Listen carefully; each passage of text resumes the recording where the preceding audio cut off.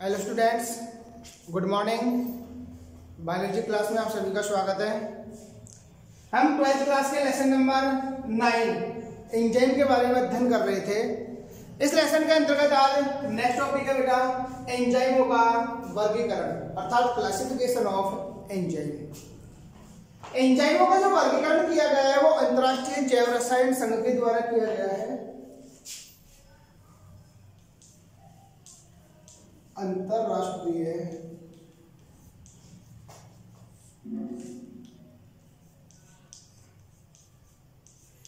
जैव रसायन संघ।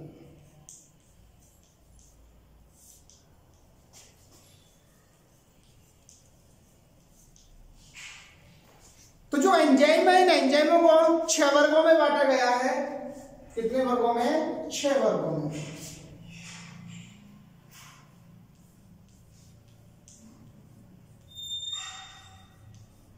जिनमें से एंजाइमों का फर्स्ट वर्ग है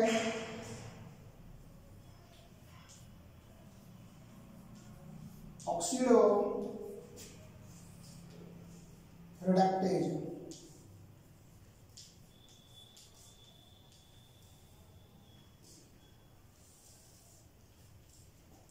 देखो जैसे नाम से स्पष्ट है, ऑक्सीडो अर्थात ऑक्सीडेशन यानी कि ऑक्सीकरण, रिडक्टेज अर्थात रिडक्शन से तात्पर्य है। रिडक्शन का मतलब होता है अपचयन। इसका मतलब इस वर्ग के जो एंजाइम है वो क्रियाधार का या तो ऑक्सीकरण कर देते हैं या उसका अपचयन कर देते हैं। तो इस वर्ग के जो एंजाइम है वो क्रियाधार का ऑक्सीकरण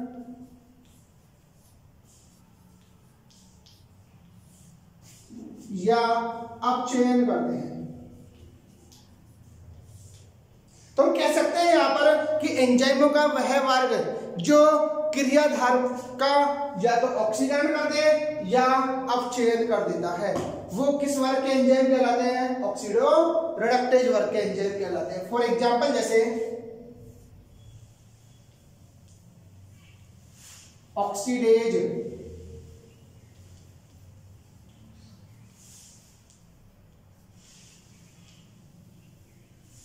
तो जो ऑक्सीडेज एंजाइम है ये क्रियाधार का ऑक्सीकरण कर देता है। इसी प्रकार रिडक्टेज,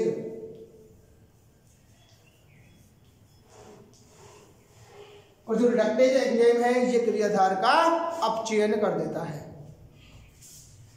तो ऑक्सीडो रिडक्टेज वर्ग के एंजाइम क्रियाधार का ऑक्सीकरण या अपचयन कर देते हैं। एग्जाम्पल हो जाएगा ऑक्सीडेज और रिडक्टेज। एंजाइमों का सेकंड वर्ग है हाइड्रोलेजेज।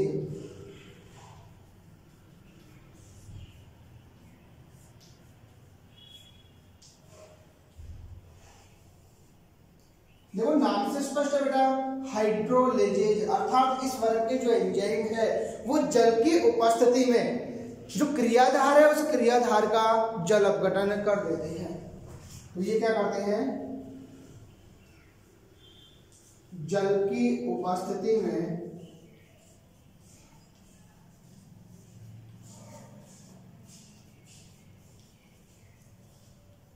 क्रियाधार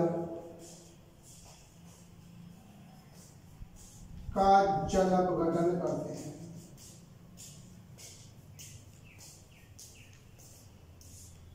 अर्थात हम कह सकते हैं कि जो जटिल अणु है ये क्रियाधार के जटिल अणु जल अपघटन के द्वारा सरल अणुओं में परिवर्तित हो जाते हैं। फॉर एग्जाम्पल जैसे न्यूक्लियेज, एग्जाम्पल हो जाएंगे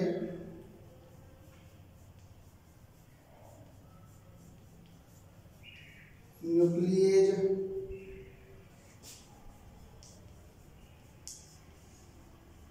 कार्बोहाइड्रेज,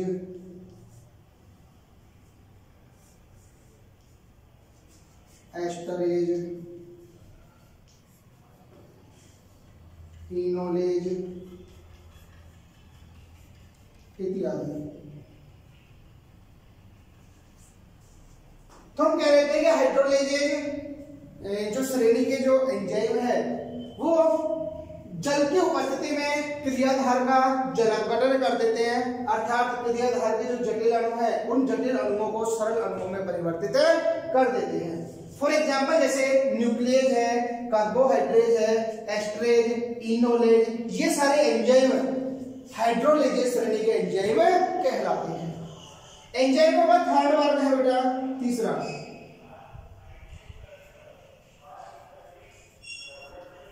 लाइसेजेज।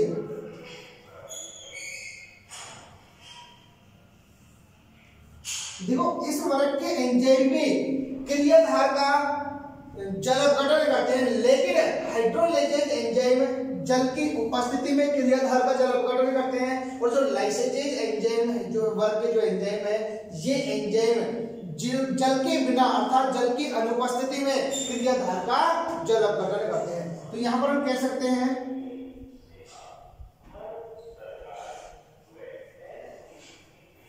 जल की अनुपस्थिति में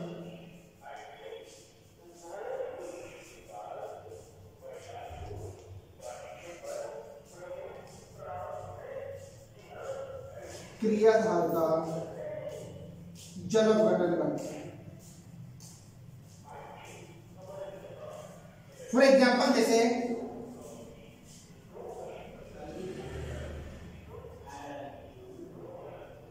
एल्डोलेज,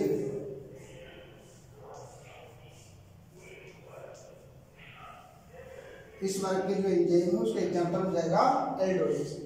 तो लाइसेजेज वर्ग के जो एंजाइम है वो जल की अनुपस्थिति में अर्थात बिना जल के क्रियाधार पर क्रिया करते हैं और उसका जलावकरण कर देते हैं, अर्थात यहाँ भी जल की अनुपस्थिति में क्रियाधार के जो जटिल अणु है ये सरल अणुओं में परिवर्तित हो जाते हैं। फॉर एग्जाम्पल जैसे लाइसेजेज वर्ग का एंजाइम का एग्जाम्पल हो जाएगा एल्डोलेज। एंजाइमों का चौथा वर्ग है ट्रांसफरेज।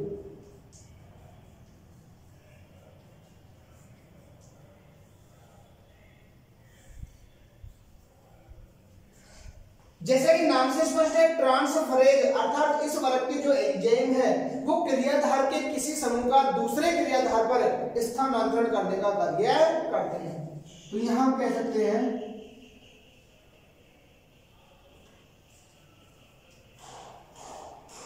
किसी क्रियाधार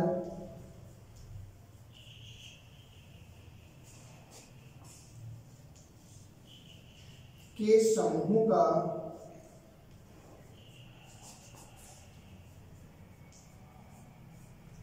दूसरे क्रियाधार पर स्थानांतरण। फॉर एग्जाम्पल जैसे इसका उदाहरण हो जाएगा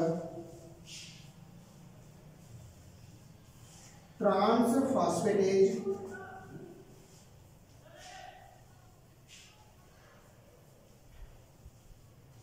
ट्रांस एमिनेज,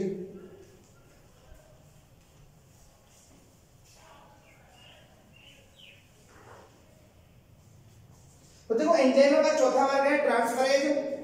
इसमें हम कह सकते हैं कि एंजाइमों का वह वर्ग जो किसी क्रियाधार के समूह का दूसरे क्रियाधार पर स्थानांतरण कर देता है वो एंजाइम ट्रांसफरेज वर्ग में रखे जाते हैं। किसमें? ट्रांसफरेजेज में। फॉर एग्जाम्पल जैसे ट्रांसफॉस्फेटेज, ट्रांस एमिलेज, ये दोनों एंजाइम ट्रांसफरेजेज वर्ग के अंतर्गत रखे जाते हैं। नेक्स्ट देखो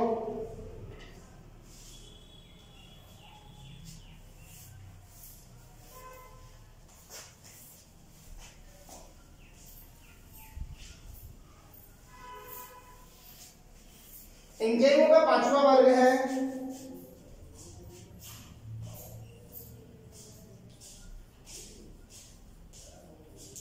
आइसोमरेजेज।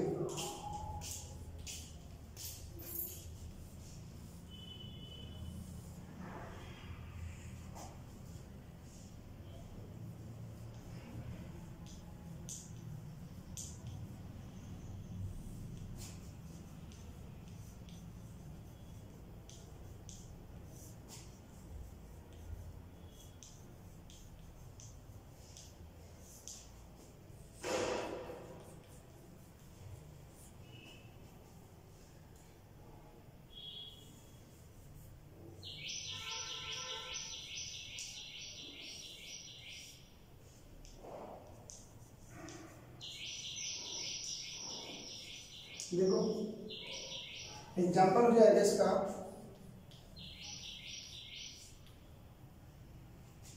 Phospho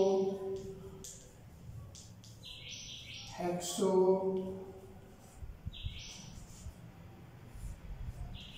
isomerase.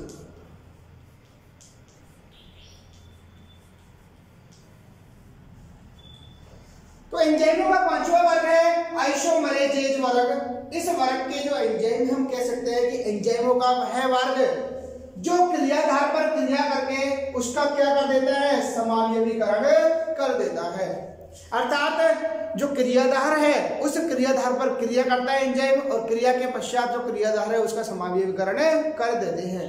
वे एंजाइम आइसोमरेजेज वर्ग के अंतर्गत रखे जाते हैं। फॉर एग्जांपल जैसे फास्फो हेक्सो आइसोमरेज नामक एंजाइम जो है वो क्रियाधार पर क्रिया करके उसका समावयवीकरण कर देता है। और एंजाइमों का लास्ट छठा वर्ग है लाइगेजेज।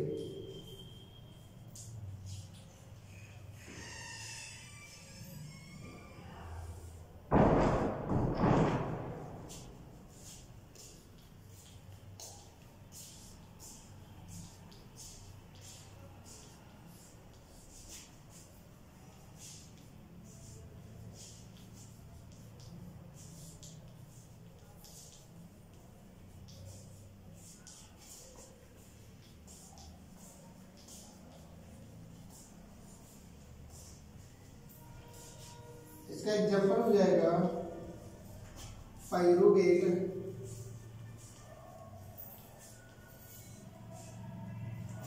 कार्बोक्सिलेज।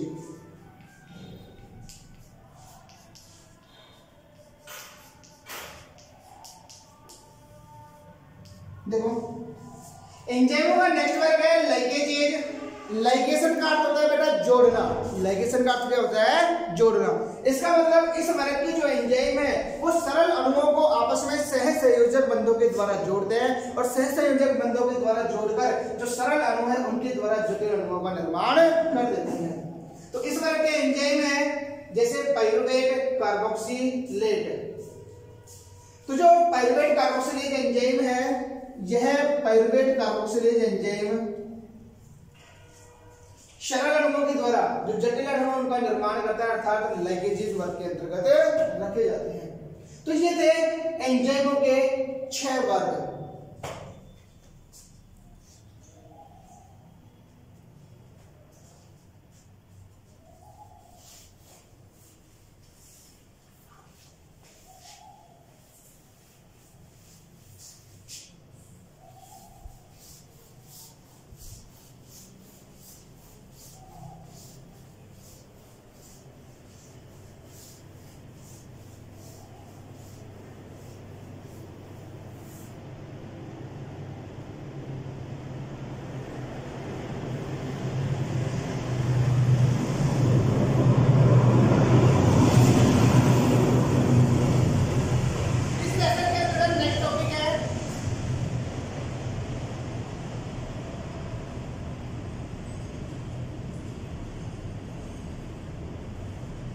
एंजाइम सक्रियता को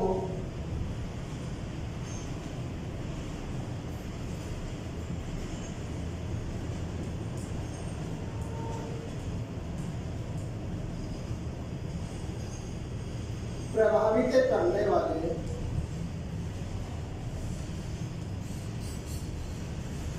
कारक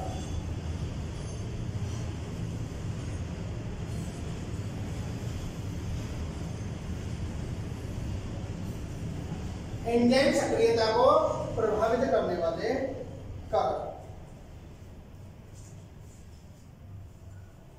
देखिएगा बेटा,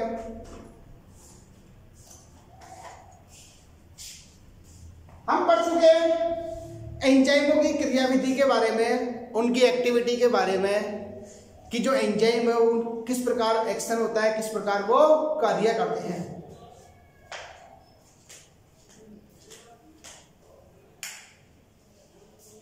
इस टॉपिक के अंतर्गत हम देखेंगे कि जो एंजाइमों की जो एक्टिविटी है अर्थात उनकी सक्रियता है, वो सक्रियता किन किन कारकों के द्वारा प्रभावित होती है, अर्थात उनकी सक्रियता कम होती है या अधिक होती है, वो सक्रियता को प्रभावित करने वाले कारकों के बारे में इस टॉपिक में अध्ययन करेंगे। तो एंजाइमों की एक्टिविटी को प्रभावित करने वाले कारकों में फर्स्ट है तापमान।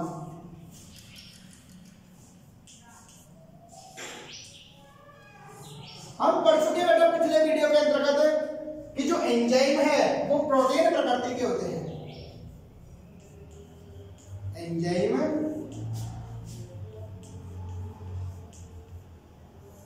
प्रोटीन प्रकृति के अणु होते हैं तथा ये एंजाइम एक अनुकूलतम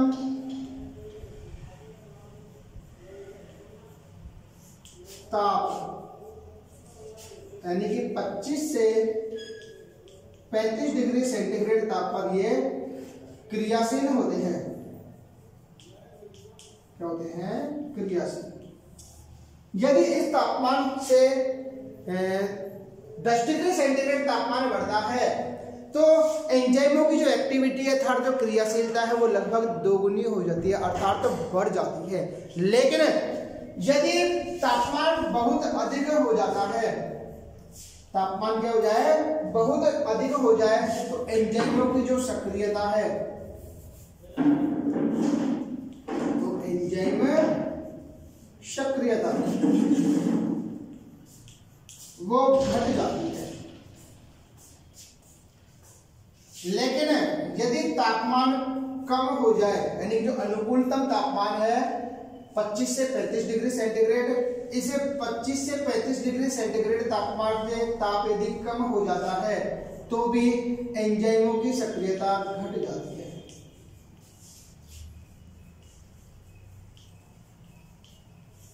तो ये घट जाए तो हम कह सकते हैं कि जो एंजाइम है ये प्रोटीन प्रकृति के अणु होते हैं, इसीलिए ये अनुकूलतम तापमान पर ही सर्वाधिक क्रियाशील होते हैं। यदि उस अनुकूलतम तापमान से अधिक तापमान हो जाता है तो एंजाइम क्या हो जाते हैं? विखंडित हो जाते हैं और एंजाइमों के विखंडन से जो अभिक्रिया की दर है वो कम हो जाती है अर्थात एंजाइम सक्रियता क्या हो जाएगी? कम हो जाएगी। यदि अनुकूलतम तापमान से यदि कम तापमान हो जाए तो भी एंजाइम निष्क्रिय हो जाते हैं, फलस्वरूप जो एंजाइम एक्टिविटी है वो घट जाती है अर्थात अभिक्रिया की दर घट जाती है। Second pH.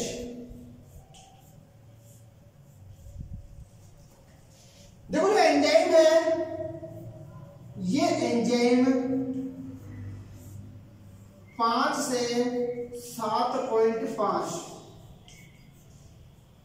पीएच पर सर्वाधिक क्रियाशील होते हैं।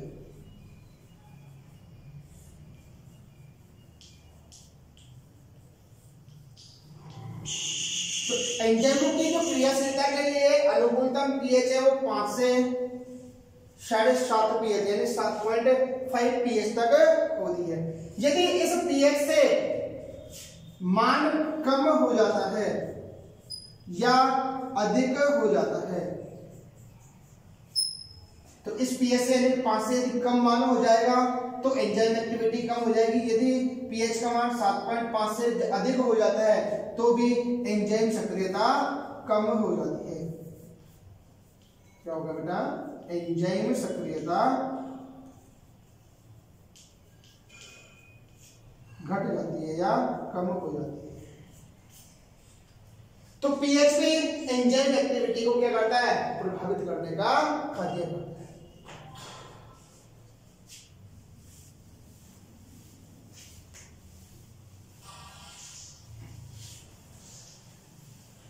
नेक्स्ट देखो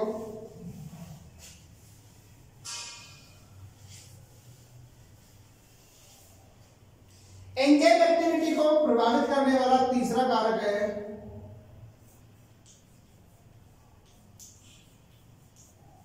एंजाइम की सांद्रता।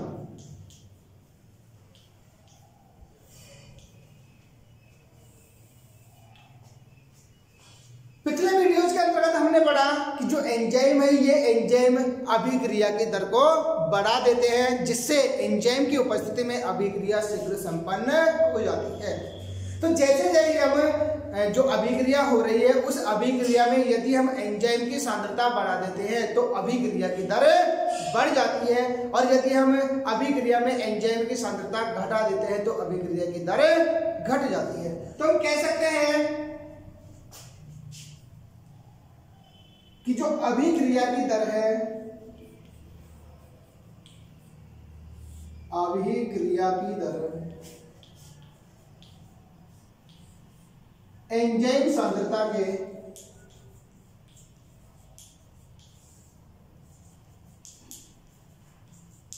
समानुपाती होती है। जैसे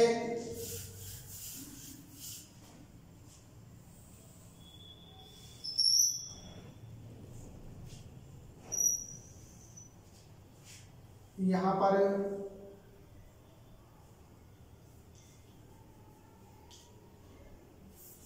अभिक्रिया की दर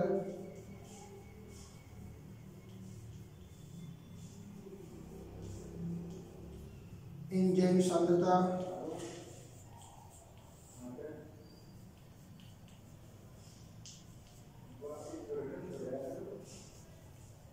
देखो ग्राफ से स्पष्ट है बेटा कि जो एंजाइम है, जैसे जैसे एंजाइम की सांद्रता बढ़ रही है वैसे वैसे रेट ऑफ रिएक्शन अर्थात अभिक्रिया की दर भी बढ़ रही है। तो हम कह सकते हैं कि अभिक्रिया की दर एंजाइम सांद्रता के समानुपाती होती है, क्योंकि जब हम अभिक्रिया में एंजाइमों की सांद्रता बढ़ाते हैं तो क्रियाधार से जुड़ने के लिए अधिक एंजाइम उपलब्ध होंगे। जब क्रियाधार से जुड़ने के लिए अधिक एंजाइम उपलब्ध होंगे तो अभिक्रिया शीघ्र ही संपन्न हो जाती है। नेक्स्ट कारक है चौथा प्रभावित करने वाले कारकों में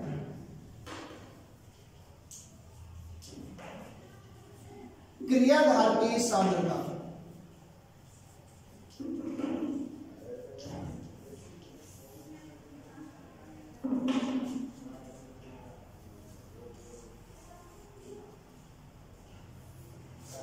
यहां पर लिख सकते हैं अभिक्रिया की दर,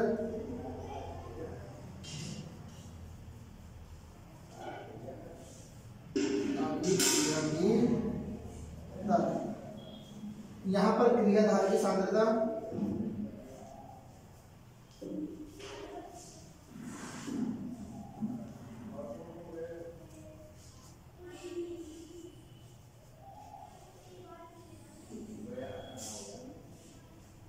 तो देखो जब हम क्रियाधार की सांद्रता और अभिक्रिया की दर में ग्राफ खींचते हैं तो इस प्रकार का ग्राफ प्राप्त होता है, जो ये प्रदर्शित करता है कि जब अभिक्रिया में हम क्रियाधार की सांद्रता बढ़ा देते हैं, अर्थात अभिक्रिया में क्रियाधार की मात्रा जैसे ही हम बढ़ाते हैं तो प्रारंभ में अभिक्रिया की दर बढ़ती है, लेकिन अभिक्रिया में क्रिया कारकों की सांद्रता या क्रियाधार की सांद्रता बहुत अधिक होने पर अभिक्रिया की दर कम हो जाती है, अर्थात घट जाती है।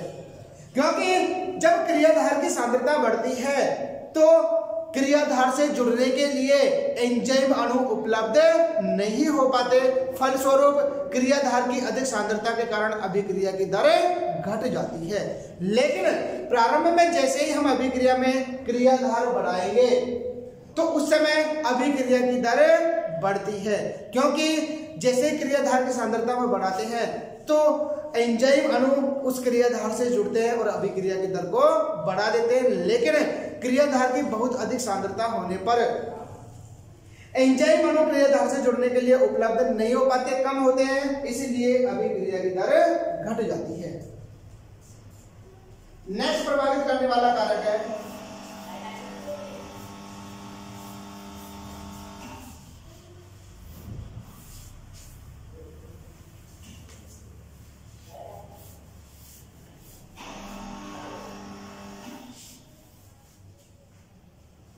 नेक्स्ट कारक उत्पाद की सांद्रता।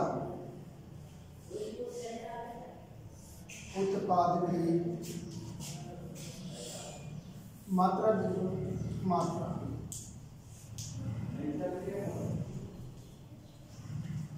तो अभिक्रिया अभिक्रिया के अंतर्गत जैसे जैसे उत्पाद की मात्रा बढ़ती है तो अभिक्रिया की दर कम हो जाती है।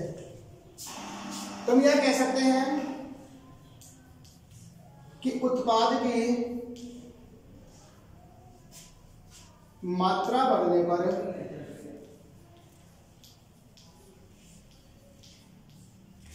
अभिक्रिया की दर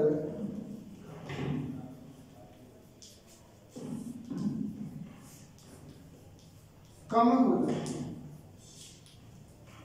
क्योंकि जब अभिक्रिया होती है तो उस अभिक्रिया में जो क्रियाधार है उस क्रियाधार का उत्पाद में रूपांतरण होता है और जैसे जैसे अभिक्रिया में उत्पाद की मात्रा बढ़ती जाती है तो अभिक्रिया की दर कम पड़ने लग जाती है। नेक्स्ट, एंजाइम निरोधन, एंजाइम निरोधक एवं विष।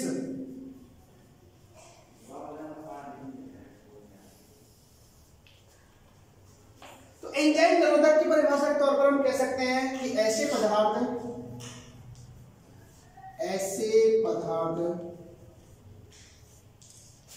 जो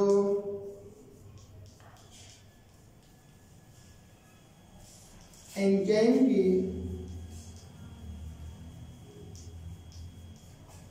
सक्रियता को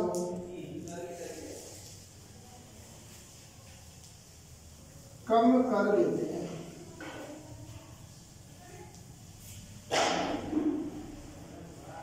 उन्हें क्या कहते हैं? एंजाइम निरोधक या विष कहते हैं। अब देखो जो एंजाइम है ये एंजाइम निरोधक जो अभिक्रिया एंजाइम की जो सक्रियता उसको दो प्रकार से प्रभावित करते हैं, अर्थात जो निरोधन है वो दो प्रकार का होता है। फर्स्ट है प्रतियोगी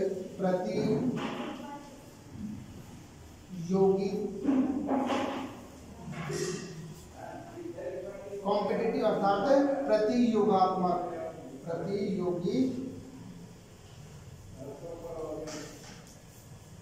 निरोधक।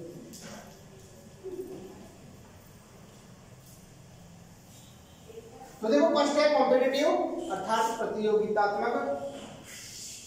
यहां पर देखिएगा कि जो क्रियाधार है, इस क्रियाधार की संरचना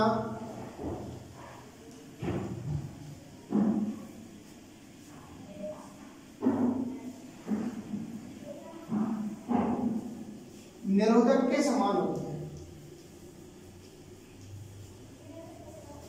तो यहां पर जो निरोधक और जो क्रियाधार है उनकी संरचना सेम होती है, इसीलिए जो निरोधक है ये निरोधक एंजाइम अणु के जो सक्रिय स्थल है उस सक्रिय स्थल से खुद जाकर जुड़ जाते हैं और जो क्रियाधार है इस क्रियाधार को एंजाइमों के सक्रिय स्थल से जुड़ने के लिए ब्लॉक कर देते हैं, जिसके फलस्वरूप जो क्रियाधार है ये क्रियाधार एंजाइम के सक्रिय स्थलों से नहीं जुड़ पाते, फलस्वरूप अभिक्रिया की दर कम हो जाती है।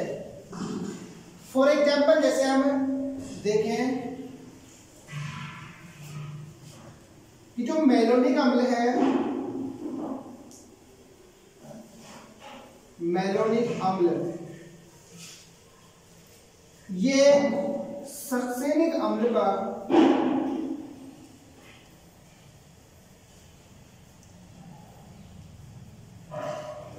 कॉम्पिटिटिव इनहिबिटर होता है। जो मैलोनिक अम्ल है ये मैलोनिक अम्ल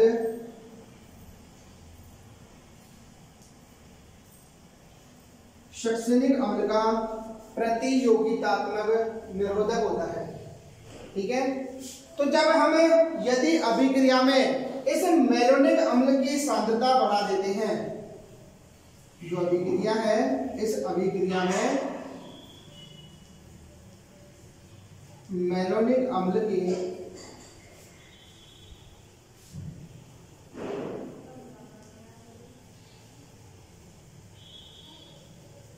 सांद्रता बढ़ा देती है तो जो सक्सेनिक अम्ल है यह सक्सेनिक अम्ल सक्सेनिक डिहाइड्रोजनेज एंजाइम की उपस्थिति में भी नहीं जुड़ पाता है। किससे? सक्सेनिक अम्ल से। क्योंकि उस समय जो मेलोनिक अम्ल है यह मेलोनिक अम्ल निरोधक की भूमिका निभाता है और जो सक्सेनिक डिहाइड्रोजिनेज एंजाइम है उस सक्सेनिक डिहाइड्रोजिनेज एंजाइम के सक्रिय स्थलों से मेलोनिक अम्ल जुड़ जाता है। फलस्वरूप जो सक्सेनिक अम्ल है वो सक्सेनिक डिहाइड्रोजिनेज एंजाइम के सक्रिय स्थलों से नहीं जुड़ पाता और अभिक्रिया की दर कम हो जाती है। इसी प्रकार सेकेंड है इसमें दूसरा अप्रतियोगितात्मक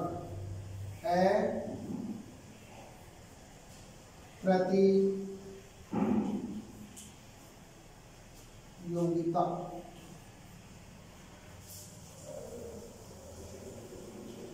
निरोधक।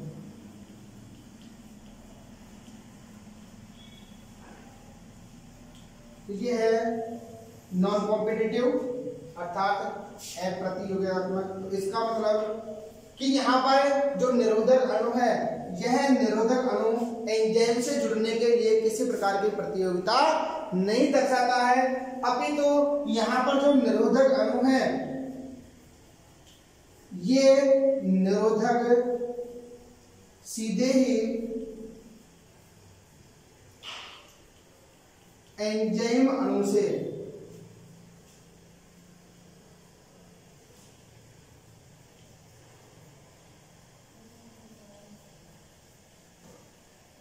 जुड़कर एंजाइम के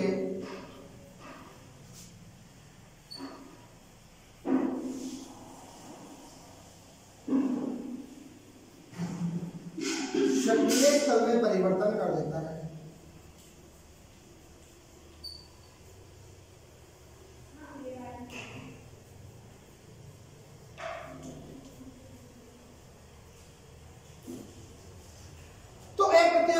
जो निरोधक है इसके अंतर्गत है जो निरोधक है यह सीधे ही एंजाइम अणु से जुड़ जाता है और जुड़कर जो एंजाइम का सक्रिय स्थल है इस सक्रिय स्थल में परिवर्तन कर देता है, जिसके फलस्वरूप जो क्रियाधार है यह क्रियाधार उस एंजाइम अणु से नहीं जुड़ पाता है और अभिक्रिया की दर कम हो जाती है। फॉर एग्जाम्पल जैसे साइनाइड,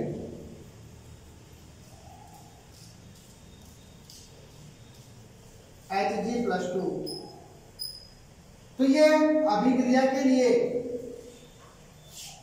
अप्रतियोगितात्मक निरोधक का कार्य करते हैं। तो हम देखते हैं कि जो निरोधक है वो दो प्रकार का है, प्रतियोगितात्मक और अप्रतियोगितात्मक। तो यहाँ पर यदि हम देखें प्रतियोगितात्मक में तो यहाँ पर क्रियाधार की संरचना निरोधक के समान थी, इसीलिए जो निरोधक अणु है वो क्रियाधार से जुड़ने के लिए प्रतियोगिता दर्शाता है और उसके क्रियाधार से जाकर जुड़ जाता है। तो हमें यदि प्रतियोगितात्मक निरोधक का समाधान करना है तो हमें अभिक्रिया में जो क्रियाधार है उसे क्रियाधार की मात्रा में वृद्धि करनी पड़ेगी, अर्थात हमें अभिक्रिया में क्रियाधार की सांद्रता में वृद्धि करके हम इसे प्रतियोगितात्मक निरोधक से निजात पा सकते हैं।